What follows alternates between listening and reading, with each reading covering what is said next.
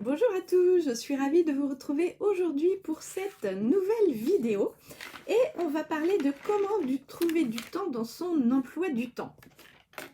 Alors, il y a trois choses à mettre en place. Si vous avez déjà téléchargé le PDF planification, n'hésitez pas à y revenir.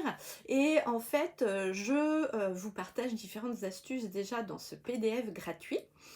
Et pour trouver du temps dans votre emploi du temps, il y a trois choses vraiment importantes à mettre en avant. La première chose, c'est éduquer son planning, c'est-à-dire que vous êtes le maître du jeu. C'est à vous de créer justement votre planning et non pas à votre planning de gérer votre temps. La deuxième chose, c'est nourrir votre temps, vous nourrir vous-même. On va en parler un petit peu plus en détail à la suite de cette vidéo et explorer une nouvelle façon de faire pour être sincèrement en accord avec ce que vous voulez vraiment. Alors, si vous êtes abonné à ma chaîne, vous êtes les bienvenus et si vous n'êtes pas encore abonné, n'hésitez pas à vous inscrire et à télécharger aussi le PDF gratuit sur la planification. Donc si vous ne me connaissez pas encore, je suis Élise, je suis créatrice d'articles de mode depuis une quinzaine d'années et j'aide les femmes aussi et les créateurs depuis une dizaine d'années à développer leur entreprise sur Internet et en présentiel puisque moi je suis sur Orléans et j'ai des boutiques éphémères qui tournent bien. Donc là, j'ai une nouvelle boutique de 100 mètres carrés avec une dizaine de créateurs pour justement présenter nos articles. Donc voilà, si vous êtes dans la région, n'hésitez pas à passer. Tout ça, je peux le réaliser parce que j'ai un emploi du temps qui me convient, parce que j'ai un emploi du temps qui m'est aligné. Alors, quand je vous parlais de éduquer votre planning, qu'est-ce que ça veut dire? Ça veut dire qu'il faut vous poser. À un moment donné, il va falloir vous poser parce que vous savez bien que le temps, c'est de l'argent et que quand on a le temps de ne rien faire, c'est qu'on est mal organisé. Alors, toutes ces petites choses-là, elles sont à voir justement avec du recul parce que vous avez toujours dans votre semaine des objectifs à faire rapidement ou bien des objectifs à faire sur le plus long terme ou vous avez parfois besoin d'aide pour réaliser certains objectifs.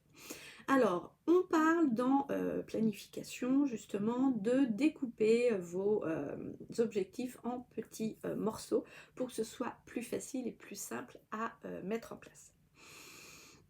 Donc, éduquer son planning, c'est bien évidemment prendre du recul et se poser par rapport à ce qu'il y a d'important à faire, à ce qu'il y a de nécessaire et à ce qu'il y a de urgent. Donc tout ça, vous l'avez dans planification. La deuxième chose, je vous disais nourrir. Donc nourrir votre esprit pour justement voir où est-ce que vous en êtes. Parce que parfois on est régulièrement pris par les événements, on a l'impression de ne pas avoir de temps pour soi. Et pourtant, on a utilisé du temps à bon escient pour nous, mais on a déjà oublié qu'on avait utilisé ce temps. Donc nourrir son esprit, c'est voir avec gratitude tout ce qu'on a fait pour nous dans la journée, tout ce qu'on a fait pour les autres dans la journée, et aussi mettre en avant justement vos fiertés.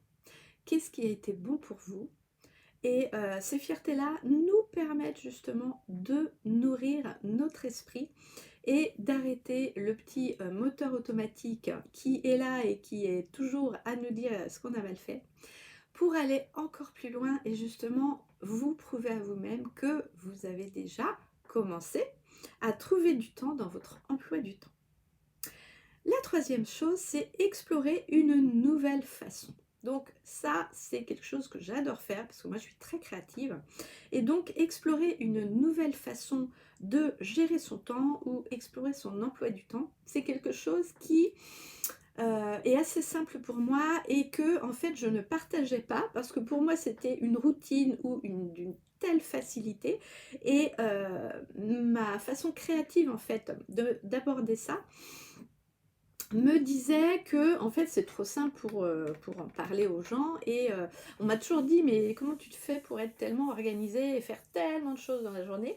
et je ne savais pas vraiment l'expliquer parce que pour moi c'était simple et facile. Donc, explorer une nouvelle façon de gérer votre temps, c'est apprendre à s'observer. Ça, on l'a vu dans Intemporel. Dans Intemporel, c'est un programme qui permet justement c'est un challenge de 21 jours qui, en 21 jours, vous permet d'avoir euh, une façon de fonctionner à votre image. Donc, n'hésitez pas à aller voir dans Intemporel. C'est un petit challenge sur 21 jours. Alors, moi, aujourd'hui, vraiment, j'ai acheté énormément de formations. Je me suis formée depuis 5 ans à énormément de choses, parce que moi j'adore apprendre et je suis très très très curieuse de nature. Et comme je ne suis pas née avec Internet, j'ai découvert Internet, je me suis dit mais waouh, c'est un objet tellement phénoménal que je veux adhérer, je veux m'organiser, je veux apprendre. Et en fait, dans mon business, explorer une nouvelle façon de travailler, c'était aussi de me permettre justement de tout automatiser. Donc, si vous avez envie de tout automatiser, vous pouvez avoir des astuces, vous avez des logiciels pour ça. Moi, j'utilise System.io et j'adore. N'hésitez pas à vous inscrire ou demandez-moi le lien pour une inscription. Vous avez 30 jours gratuits, donc vous pouvez tester ce logiciel que j'adore et que je promeus parce que vraiment, c'est un logiciel facile d'utilisation et très pratique. Voilà. Et donc, explorer une nouvelle façon, c'est aussi vous permettre justement de vous faire confiance et de voir à quel point vous êtes créatif dans votre semaine. Alors, j'espère que ça vous a plu. Si vous voulez aller plus loin, vous pouvez euh, participer au petit questionnaire que je vous ai fait sur la sur tout ce qui est artistique et tout ce qui est créativité, parce que peut-être vous dites, moi je suis pas créative, et pourquoi pas? Des fois, être créatif, c'est pas forcément peindre, dessiner. Les sportifs sont très très créatifs, et je peux vous dire que en ayant croisé beaucoup, ils sont vraiment très très créatifs. Alors je vous souhaite une bonne journée, j'espère que cette vidéo vous a plu, et on se retrouve dans les coulisses pour plus d'informations.